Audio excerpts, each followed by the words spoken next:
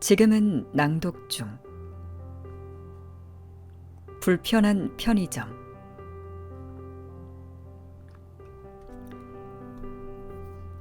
사내 집 및 도시락. 여명숙 여사가 가방 안에 파우치가 없다는 걸 알았을 때 기차는 평택 부근을 지나고 있었다. 문제는 어디서 그것을 잃어버렸는지 도무지 기억이 나지 않는다는 것이었다. 파우치를 잃었다는 현실보다 감퇴되는 기억력이 그녀를 더욱 불안하게 만들었다. 어느새 식은땀을 흘리며 그녀는 자신의 지난 행적을 필사적으로 떠올려 보았다. 서울역에서 KTX 기차표를 끊을 때까지는 분명 파우치를 지니고 있었다. 그러니 파우치에 든 지갑에서 카드를 꺼내 표를 끊을 수 있었겠지. 이후 대합실 TV 앞에 앉아 24시간 뉴스 채널을 보며 30여 분간 기차를 기다렸다. 탑승하고는 가방을 안은 채 잠시 잠이 들었고 깨어나 보니 모든 것은 그대로였다. 방금 전 휴대폰을 꺼내려고 가방을 열었을 때 안에 있어야 할 파우치가 없는 것에 소스라치게 놀랐을 뿐이었다. 지갑, 통장, 수첩 등 자신의 가장 중요한 것들이 담긴 파우치가 없다는 것에 그녀는 숨이 막힐 지경이었다. 염 여사는 자신이 타고 있는 기차의 속력에 뒤지지 않게 두뇌를 가동해야 했다. 차창 밖으로 빠르게 지나가 버리는 풍경을 되돌리기라도 할 듯 기억을 리와인드했다. 혼잣말에다 다리를 떨며 골몰해 있는 그녀의 행동에 옆자리 중년 사내가 헛기침을 했다. 그녀의 몰입을 방해한 건 옆자리 사내의 헛기침이 아니라 가방 안에서 울린 휴대폰 착신음악이었다. 아바의 노래였는데 공명이 떠오르지 않았다. 치키티타였나 댄싱 퀸이었나. 아이고 준이야, 할머니가 진짜 치매 오려나 보다. 염 여사는 떨리는 손으로 가방 안 휴대폰을 꺼내고 나서야 공명이 땡큐 포 더 뮤직이라는 것을 기억해냈다.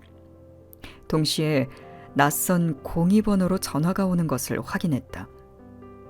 그녀는 심호흡을 한 뒤 전화를 받았다. 여보세요? 상대방은 대답이 없었다. 다만 주변의 소음이 공공장소임을 짐작해 했다. 누구세요? 염영숙이에요? 사람의 목소리라기엔 너무나 거칠고 불분명했다. 마치 겨울잠을 끝낸 곰이 동굴에서 나와 처음 입을 열면 나올 법한 소리였다. 예, 그런데요. 지갑요. 맞아요. 주우신 분인가요? 어디시죠? 서울 어디요? 혹시 서울역 아닌가요? 그쵸, 서울역. 그녀는 안도의 한숨을 휴대폰 옆으로 내쉰 뒤 목청을 가다듬었다. 지갑 찾아주셔서 고맙습니다. 그런데 제가 지금 기차 아니고요. 다음 역에 내려 바로 돌아갈 테니까 좀 보관해 주시거나 어디 맡겨주실 수 있나요? 사례는 제가 가는 대로 해드릴게요. 여기 있죠. 갈 데도 없죠. 그래요? 알겠어요. 서울역 어디서 만날까요? 공항철도 가는 길 GS 편의점요. 고맙습니다. 빨리 갈게요.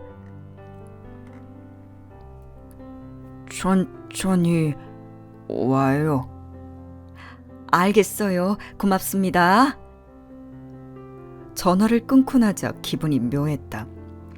휴대폰 너머로 들리는 동물의 음성 같은 어눌한 말투는 그가 노숙자임을 확신케 했다. 무엇보다 갈 데도 없죠라는 말뜻으로 보나 공중전화가 분명한 02번호로 보나 그는 휴대폰이 없는 노숙자가 분명했다. 염여사는 잠시 긴장하지 않을 수 없었다. 지갑을 돌려준다는데도 뭔가 불안하고 다른 걸 요구할까 두려움이 번졌다. 하지만 전화까지 해 지갑을 순순히 돌려준다고 호의를 베푸는 사내가 굳이 해코지를 할 것 같진 않았다. 사례비로 지갑 속 현찰 4만 원을 건네면 충분할 듯했다. 마침 천안에 정차할 거라는 안내방송이 나왔다. 염여사는 휴대폰을 가방에 넣고 자리에서 일어났다. 돌아가는 기차가 수원을 지날 즈음 다시 휴대폰이 울렸다. 땡큐 포 더 뮤직의 가사를 치매 예방하듯 되뇌며 액정을 확인하니 아까와 같은 번호였다. 염여사는 불안한 기운을 애써 억누르며 전화를 받았다. 저요. 사내의 웅크린 듯한 목소리가 들려왔다. 염여사는 변명하는 학생을 상대할 때처럼 목소리에 힘을 주었다. 말씀하세요. 저 선생님 배가 고팠어요. 그래서요? 편의점 도시락 안 돼요? 순간 염여사의 마음에 미열이 일었다. 선생님이라는 호칭과 도시락이라는 단어가 그녀를 한결 너그럽게 만들어주는 걸 느낄 수 있었다. 그러세요. 도시락 사드시고요. 목마를 테니 음료수도 같이 사드시고 계세요. 고마워요. 전화를 끊고 얼마 지나지 않아 휴대폰에 결제 문자가 떴다. 이건 마치 편의점 계산대 앞에서 전화한 게 아닐까 할 정도로 재빠른 시간이었다. 많이도 배고픈 걸 보니 그의 정체는 서울역의 맹주, 비둘기의 친구, 노숙자가 확실했다. 자세히 살펴보니 GS 박찬호 투머치 찬 많은 도시락 4,900원이라 떠 있었다. 음료수는 안 사 먹은 걸 보니 염치는 있나 보군. 염여사는 혹시 모르니 누군가를 불러야 할까 고민했던 마음을 접고 그와 단둘이 만나기로 했다. 이른에 치매 염려 증상이 있다고는 하나 여전히 그녀는 자신의 위험을 믿었다. 교단에서 정년을 맞을 때까지 한 번도 비굴하게 굴지 않고 당당히 온갖 학생들을 상대했던 자신을 믿기로 했다. 서울역에 도착하고 바로 공항철도로 내려가는 에스컬레이터를 발견했다. 에스컬레이터로 내려가자 전방 오른편에 GS 편의점이 있었고 곰의 목소리를 지닌 사내가 도시락에 얼굴을 묻은 채 그 앞에 웅크리고 있었다. 다가갈수록 분명해지는 그의 실체에 그녀는 다시 긴장의 끈을 움켜쥐었다. 대걸레같이 떡이 져 있는 장발의 사내는 얇은 스포츠 점퍼와 더러워져 베이지색인지 갈색인지 모를 면바지를 입고 있었다. 그런 그가 매우 정성스러운 젓가락질로 도시락 속 비엔나 소시지를 집어먹고 있었다. 확실히 노숙자다. 염여사는 마음을 다잡고 다가갔다. 그때였다. 3명의 낯선 사내가 도시락을 먹고 있는 그를 향해 달려들었고 염여사는 놀라서 다가가던 발걸음을 멈출 수밖에 없었다. 3명의 하이에나 같은 사내들 역시 노숙자임이 분명했는데 그들은 도시락 사내를 누르고 뭉갠 채 무언가를 뺏기 위해 안간힘을 써댔다. 그녀는 주위를 돌아보며 발을 동동 굴렀지만 지나가는 사람들은 노숙자들의 흔한 다툼으로 여기고 힐끔대기만 할 뿐이었다. 사내는 먹던 도시락을 떨군 채 온몸을 공처럼 웅크리고 방어했다. 하지만 결국 놈들에 의해 목이 졸리고 팔이 들리며 지키고 있던 물건을 빼앗기고 말았다. 안절부절 못하며 살피던 염여사의 시야에 놈들이 빼앗은 물건이 확 들어왔다. 자신의 분홍색 파우치였다. 도시락 사내를 떼어내듯 발로 몇 번 밟은 뒤 노숙자 셋이 자리를 뜨기 시작했다. 염여사는 손발이 떨려 어찌할 바를 모른 채 주저앉았다. 그때 사내가 반격하듯 일어나 파우치를 쥔 놈을 향해 온몸을 던졌다. 괴성과 함께 사내가 놈의 다리를 붙잡고 넘어뜨렸다. 놈을 짓누르며 다시 파우치를 빼앗은 사내를 곧 다른 녀석들이 덮쳤다. 순간 염여사의 눈에 불이 들어왔다. 그녀는 벌떡 일어나 그들을 향해 튀어나가며 목에 핏대를 세웠다. 야, 이놈들아! 그거 놓지 못해! 그녀의 고함과 돌진에 녀석들이 멈칫했다. 달려간 그녀는 가방을 들어 맨 앞 녀석의 머리를 내리찍었다. 놈이 고통스러워하자 다른 녀석들이 일어나 뒷걸음질 치기 시작했다. 도둑이야! 내 지갑 훔쳐간다! 이놈들이다! 염여사의 앙칼진 외침에 사람들이 멈춰서 관심을 주기 시작하자 녀석들이 하나 둘 몸을 돌려 달아나기 시작했다. 오직 도시락 사내만이 품 안에 파우치를 끌어안은 채 웅크리고 있었다. 그녀는 사내에게 다가갔다. 괜찮아요? 사내가 고개를 들어 염여사를 올려다보았다. 맞아서 부은 눈두덩이, 코피와 콧물이 섞여 나오는 코, 수염으로 가려진 입이 마치 사냥을 나갔다 다쳐 돌아온 원시인처럼 보였다.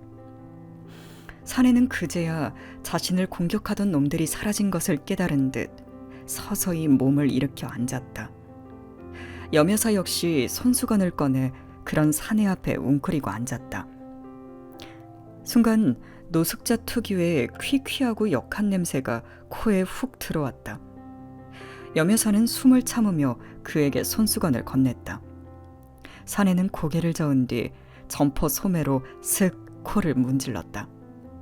그녀는 행여 파우치에 사내의 피와 콧물이 묻을까 염려가 드는 스스로에게 짜증이 일었다. 진짜 괜찮아요? 사내가 고개를 끄덕이곤 염여사를 살폈다. 유심히 살피는 사내의 눈빛에 그녀는 잠시 자신이 무얼 잘못한 거라도 있나 걱정이 들었고 어서 자리를 뜨고 싶은 마음이 앞섰다. 그래, 이제 파우치를 돌려받아야 했다. 고마워요, 그거 챙겨줘서. 사내가 자신의 왼팔로 감싼 파우치를 오른손으로 짚더니 그녀에게 건넸다. 그런데 염여사가 파우치를 받으려는 순간 사내가 다시 그것을 자기 품으로 회수했다. 놀란 그녀를 꼼꼼하게 살피며 그가 파우치를 열었다. 뭐 하는 거예요? 주인, 맞아요? 그럼요. 내가 주인이니까 알고 온 거잖아요. 아까 나랑 통화한 거 기억 안 나요? 터무니없는 그의 의심에 염여사는 기분이 나빠지려 했다. 사내는 가타부타 말없이 파우치를 뒤져 지갑을 찾았고 거기서 신분증을 꺼내 살폈다. 주민번호요. 아니, 내가 지금 거짓말하는 것 같아요? 확실해야 해요. 이거 주인 돌려줄 책임이 있어요. 거기 주민등록증에 내 사진 붙어 있잖아요. 비교해봐요. 사내는 맞아서 부은 눈을 끔뻑이며 주민등록증과 염여사를 번갈아 살폈다. 사진 안 같아 보여요. 황당함에 염여사는 자기도 모르게 혀를 찼다. 화도 나지 않았다. 오래됐어요, 사진. 사내가 덧붙였다. 오래된 사진이지만 분명 염여사의 얼굴이고 알아볼 만도 한데 아마도 건강 상태를 반영하는 듯 사내의 시력에 문제가 있는 것 같았다. 혹은 그녀가 정말 몰라보게 늙었거나. 주민번호 말해봐요. 휴. 염여사는 짧은 한숨을 쉰 뒤 사내를 향해 또박또박 말했다. 520725 됐어요? 맞다. 확실히 해야죠. 그쵸? 사내가 동의를 구하는 눈짓과 함께 주민등록증을 지갑에 넣고 다시 파우치에 담아 건넸다. 염여사는 파우치를 받았다. 한바탕 소동이 정리되는 기분이 들자 사내에게 고마움이 물결치기 시작했다. 다른 노숙자들에게 맞아가면서까지 파우치를 지킨 것부터 주인에게 잘 돌려주기 위해 꼼꼼하게 확인을 한 것까지. 사실 어지간한 책임감이 아니면 할 수 없는 행동이기 때문이었다. 그때 사내가 끙 소리를 내며 일어섰다. 염여사도 자리에서 일어나 서둘러 지갑에서 현찰 4만 원을 꺼냈다. 여기요. 건넨 돈을 보고 사내가 망설이는 게 느껴졌다. 받아요. 사내는 현찰로 손을 뻗는 대신 점퍼로 손을 넣어 정체를 알 수 없는 휴지 뭉치를 꺼냈다. 그걸로 코피가 흐르는 코를 훔쳤다. 그러고는 돌아서 걷기 시작했다. 사례비를 쥔 손이 민망해진 그녀는 한동안 사내를 바라보았다.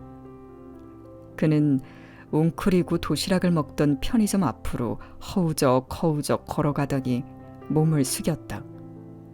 그녀는 사내를 뒤따라갔다. 편의점 앞. 아까 먹던 도시락이 뒤집어진 광경을 보며 사내는 혼잣말을 하고 있었다. 뒤이어 탄식하는 소리도 들렸다. 한동안 그의 뒷모습을 살피던 염여사가 몸을 숙여 등을 두드렸다. 사내가 돌아보자 그녀는 주눅든 학생을 다독일 때의 표정을 지어 보였다. 아저씨, 나랑 잠깐 어디 가요. 예?